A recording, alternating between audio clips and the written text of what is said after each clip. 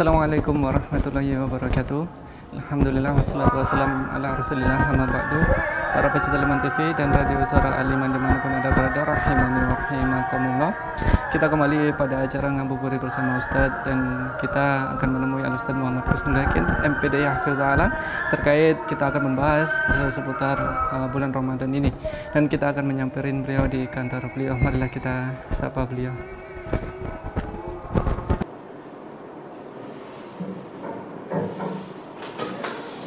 Assalamualaikum warahmatullahi wabarakatuh. Waalaikumsalam warahmatullahi wabarakatuh. Masya Allah. Aktivitasnya Ustaz. Tafadhal, la ba'as. Boleh, sudah Ustaz. Silakan. Siap. Dari mana ini? Dari luar Ustaz. Masya Allah. Sibuk Ustaz. Sibuk, sama-sama sibuk. Iya, sama-sama sibuk. Gini Ustaz, mau minta waktunya sebentar. Iya. Terkait bulan Ramadan ini Ustaz. Kan bagi kalangan kita mungkin sebagian dari mereka kurang tahu itu apa pembatal puasa itu. Oh, batal puasa. Mungkin bisa dilanjutkan atau dijelaskan oleh Al-Ustadz, itu apa sih pembatal puasa itu sendiri Ustaz? Baik, pembatal puasa ya. Iya. Ya. Puasa itu kewajiban. Dan pembatalnya itu ada pembatal puasa itu, ada pembatal pahalanya. Kita ngomong pembatal puasanya dulu ya. Ya. Kalau dilihat pembatal puasa itu pada intinya pertama makan sengaja, muntah dengan sengaja, terus kemudian datang haid bagi wanita atau nifas, kemudian jima. 4 perkara ini yang utama. Kemudian ada pula yang menjelaskan lebih dari itu, tapi nggak keluar dari 4 ini, turunan-turunannya seperti itu. Jadi yang membatalkan puasa itu makan sengaja, terus kemudian muntah sengaja, kemudian datang haid atau nifas bagi perempuan, kemudian jima, iya di siang hari, ya itu yang membatalkan puasanya. Terus kenapa? Jadi hati-hati kalau kemudian puasa jangan sampai kemudian makan, ya jelas ini. Kata Rasulullah SAW itu begini, man nasiyah wa wasaim, siapa yang lupa dia dalam keadaan puasa, fa akala aw syariba, lalu dia makan atau minum, falyutimma shaumahu, maka hendaklah dia sempurnakan puasanya, jangan dibatalkan. Ustaz, makannya sudah 3 piring, lupa. Minumnya 2 gelas, tapi lupa. Ya enggak apa-apa, teruskan puasanya. Nah, makan yang dimaksud makan dan minum itu membatalkan kalau sengaja. Cilung enggak ada orang minum. Atau enggak boleh. Atau kata orang puasa sapi, habis makan diusapi, ya enggak boleh ya. Tapi kalau dia lupa, tidak apa-apa. Iya, kata Rasulullah, falyutimma shaumahu, hendaklah dia sempurnakan puasanya. Kenapa? Fa innallaha at'amahu wa saqahu, karena Allah memang sengaja ingin ngasih rezeki kepada dia untuk makan dan minum. Walaupun dia dalam kondisi puasa, dilupakan. Ini. Yang kedua, muntah. Itu muntah sengaja itu membatalkan puasa. Iya, karena kata Rasulullah SAW, man dhara'ahul qai' falaisa alaihi al-qada. Siapa yang dia itu terganggu sehingga dia muntah, maka enggak wajib membatalkan puasanya, enggak ada qada buat dia. Tapi waman istaqa'a, siapa yang ingin muntah, yang sengaja memuntahkan sesuatu dari dirinya, maka orang seperti batal puasanya, fa alaihi al-qada. Itu. Kemudian bagi orang yang haid atau nifas, perempuan ya. Iya. Kan di antara syaratnya puasa itu kan dia muslim, dia akil, dia baligh, dia sehat, dia mukim, tambah yang 6. Ini perempuan. Suci dari haid dan nifas. Nah itu. Makanya kalau datang haid atau nifas, batal puasanya. Ustaz, jam 5, Ustaz, kurang 5 menit maghrib misalkan. Iya batal puasanya. Ya Allah emane. Nah, nggak bisa seperti itu. Tapi tetap insya Allah Allah ngasih pahala. Tapi tetap dia harus mengqadha. Nah yang parah itu yang jima ini, siang-siang kok kumpul. Nah ini makanya hati-hati. Antum sudah nikah belum? Insya Allah belum, Ustaz. Loh, kok masih belum? Wah ini. Ya. Jadi ini ilmu. Kalau siang-siang itu jangan kemudian kumpul antara suami istri. Artinya kumpul dalam artian mau kumpul melakukan hubungan, ya. Kalau sekedar bercumbu boleh. Tapi siapa yang tahan kan gitu. Makanya kata Aisyah itu Rasulullah SAW itu kalau siang mencium. Bahkan bercumbu, yang kumpul. Cuma beliau orang yang lebih tahan pada dirinya gitu loh. Nah kalau yang muda-muda ini sebaiknya jauhi. Karena apa? Jima di siang hari itu parah ini. Ini yang paling parah. Selain dia batal puasanya, dia kena kafarat. Apa kafaratnya? Puasa 2 bulan berturut-turut. Katakanlah kalau dia membatalkan budak, nggak ada budak. Dia harus masuk pada yang kedua, yaitu puasa 2 bulan berturut-turut. Nah ini yang 1 bulan jebol, apalagi yang 2 bulan. Ya. Kalau nggak mampu ngasih makan 60 fakir miskin. 60 fakir miskin. Itu. Ini kafaroknya, selain juga dia harus mengganti puasanya. Nah pertanyaan yang kena siapa? Loh, tergantung. Kalau happy dua-duanya, senang ya dua-duanya kena. Kalau ternyata satu yang nyerang, suaminya yang nyerang, ya maksa, ya maka andai kata perempuan ini kalah, ya sudah yang laki yang ini, ya. Tetapi kalau kemudian perempuannya maksa dan tidak kemudian sampai dia bertahan, lalu dia ya minta maaf ya, kemudian ya kalah oleh suaminya, artinya dia nggak mampu lagi menahan dirinya untuk menghindar dari perbuatan suaminya. Ada nggak perbuatan seperti itu? Ya siapa tahu. Ya ini masalah fikih kan begitu. Maka yang dosa suaminya, yang berkafar suaminya, perempuan ini tetap dia menyempurnakan puasanya. Tetapi kondisi ini jarang. Iya. Ya biasanya ya mau apa lagi? Nah, ini kalau seperti itu udah batal puasanya, kena dua-duanya.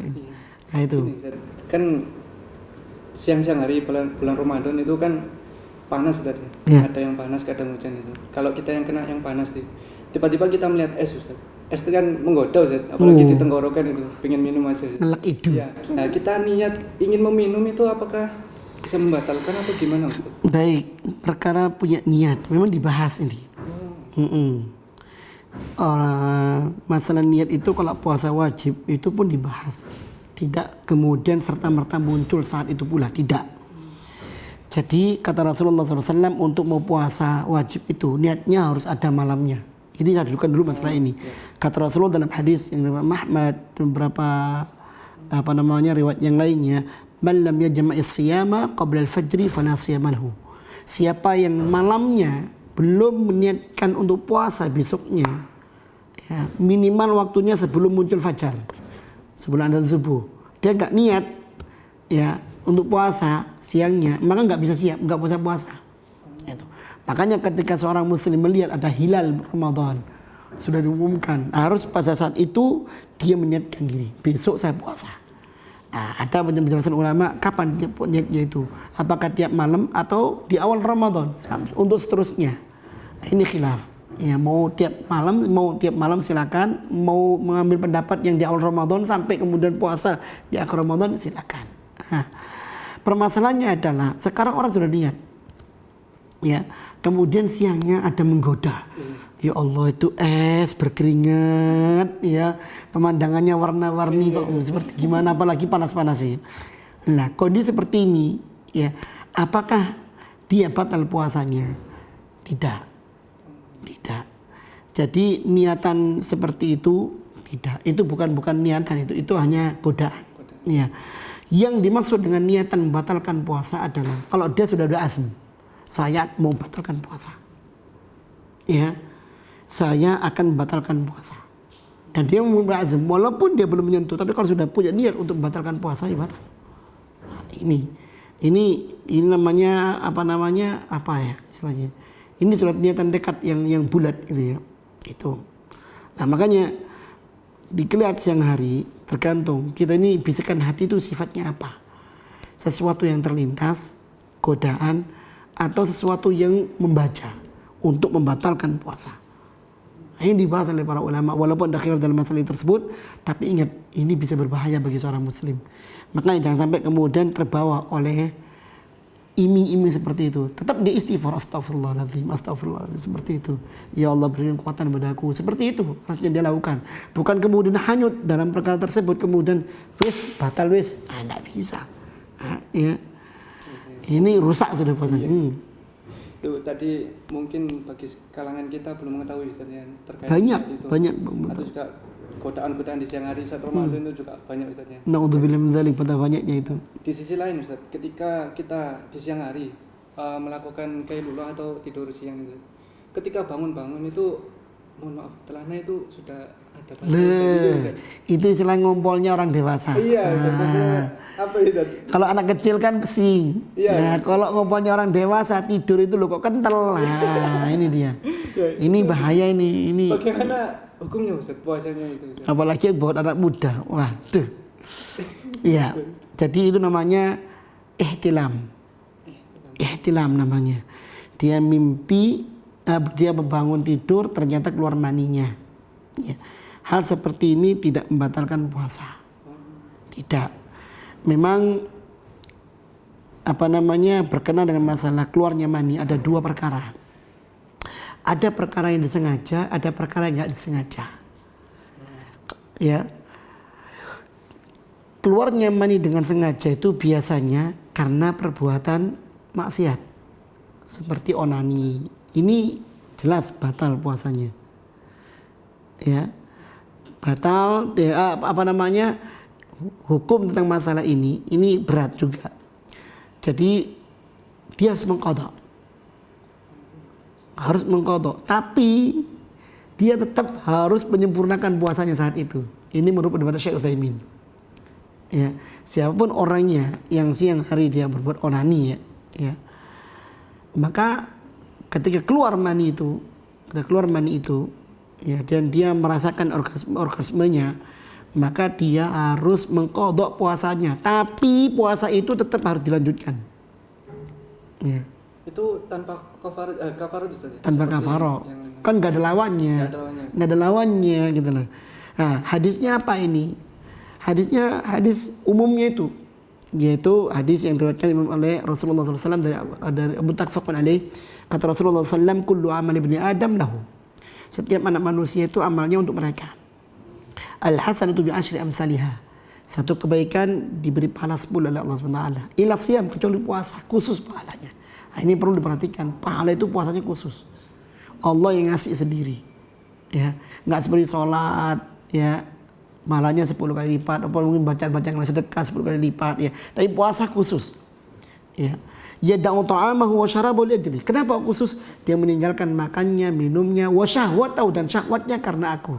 Wa ana ajzi bihi, maka aku akan membalasnya. Lah, dari puasa ini sebenarnya Allah ingin hamba itu meninggalkan syahwatnya, meninggalkan makan dan minumnya. Tapi ternyata apa? Loh, kok puasa kok onani? Nah, ini gagalnya di sini. Ya, gagalnya dia di sini itu. Makanya tidak boleh. Dan pernah Rasulullah SAW menjelaskan bahwa wa fi bid'i ahadikum sadaqah. Kalian mendatangi istri kalian itu pahala, ya. Tapi ya pahala jangan di siang hari kalau mendatangi istri, kan begitu. Sahabat ternyata tanya, ya Rasulullah, rajulun ya'ti imra'atahu bi syahwati lahu ajrun. Ya Rasulullah, seorang mendatangi istrinya menumpahkan syahwatnya dapat pahala. Kok aneh? Kata Rasulullah, loh, jangan salah. Bukankah ketika dia menumpahkannya di tempat yang haram, dia mendapatkan dosanya? Makanya ketika dia menumpahkannya di tempat yang halal, dia dapat pahala. Ini kalau di luar Ramadan, ya. Kalau di siang hari nggak boleh pada istri, kan gitu. Tapi kembali kepada perkara yang tadi, kalau dia menumpahkan di tempat yang haram, Ramadan atau di luar Ramadan, ya haram, dia dapat dosanya. Lah dia menumpahkannya di tempat yang haram. Nah, inilah dia kena dosanya, ya. Dia batal puasanya, harus diqadha, tapi dia harus meneruskan puasa saat itu. Ya, misalkan hari Rabu, ternyata jam 10 dia onani, ya. Dia harus mengganti puasanya ini, hari Rabu ini. Tapi hari Rabu itu juga dia nggak boleh buka. Tak buka dhisik. Oh enggak. Tak mangan dhisik. Oh enggak. tetap harus sempurnakan puasanya walaupun itu sudah dikatakan gagal. Iya kayak orang latih, kayak orang lomba lari. Ya. Dia kalah, apa kemudian kalah? Enggak boleh, tetap harus selesaikan sampai finish. Tapi dia harus mengulang. Dikodok di tempatnya di luar Ramadan, enggak mungkin di bulan Ramadan. Iya, Iya Ustaz, bermanfaat sekali nih buat khususnya yang muda-muda ini Ustaz. Masya Allah. Kelewatan dari itu Ustaz, lupa kan. Sebelum keluar itu kan tidur Ustaz. Iya. Itu kalau bulan puasa namun tidur itu tidak membatalkan puasa itu. Tidur tidak membatalkan puasa. Tidur. Jadi kalau saya tidur, dia mimpi kata Anda. Iya. Atau mungkin tidak mimpi, dia keluar. Ya enggak apa-apa. Karena keluarnya bukan dari jalan syahwat. Dia tidur pun itu ketika dia bersyahwat kan tidur. Loh, orang tidur kan nggak kena hukuman. Jadi nggak ada masalah gitu loh. Ya dia tidur mimpi ketemu bidadari misalkan. Ya. Terus kemudian nggak tahu pokoknya ketemu bidadari. Bangun-bangun loh kok basah.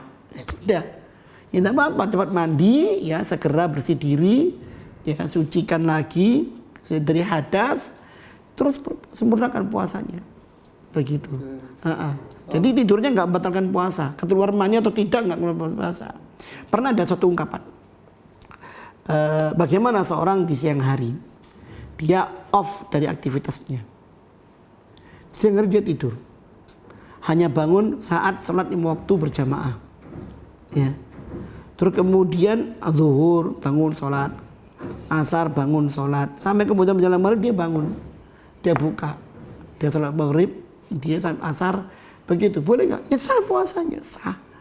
Cuma dia kehilangan keutamaan di siang harinya karena dipakai untuk tidur, begitu. Iya. Itu penjelasan sangat bermanfaat sekali Amin. buat kita semua Ustaznya. Barakallahu fiik. Syukron atas waktunya yang kita ajukan pertanyaan yang dijawab oleh Ustaz Muhammad Kusnagil, memberikan kita manfaat nantinya untuk diamalkan di bulan Ramadan ini. Mungkin kita akan bertemu di selanjutnya Ustaz dalam ngabuburit bersama Ustaz ini. Para pencinta Aliman TV dan Radio Suara Aliman dimanapun Anda berada, rahimani wa rahimakumullah, telah kita saksikan atau simak bincang santai ngabuburit bersama Ustaz, yaitu bersama Ustaz Muhammad Kusnagil terkait pembatalan puasa. Saksikan terus ngabuburit bersama Ustaz. Wassalamualaikum warahmatullahi wabarakatuh. Waalaikumsalam warahmatullahi wabarakatuh.